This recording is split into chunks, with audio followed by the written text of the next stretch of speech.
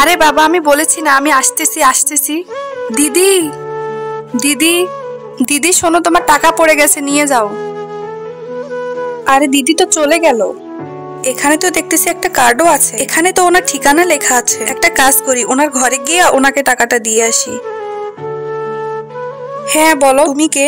দিদি, সাতাক্ষী মেম সাহেব ঘরে আছে? মেম সাহেব তো নেই ঘরে। বলো কি হয়েছে, কি দরকার?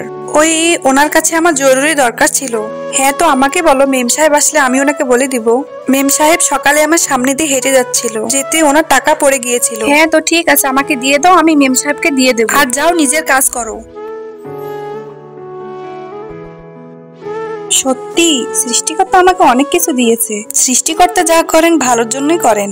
আমার মায়ের অসুস্থতাও এই টাকা থেকে এখন কেটে যাবে। একদম ঠিক আছে, এটাকে আমি লুকিয়ে রাখি, মেম সাহেবকে দেব না। আচ্ছা শোনো, কেউ কি আমার পিছনে এসেছিল ঘরে?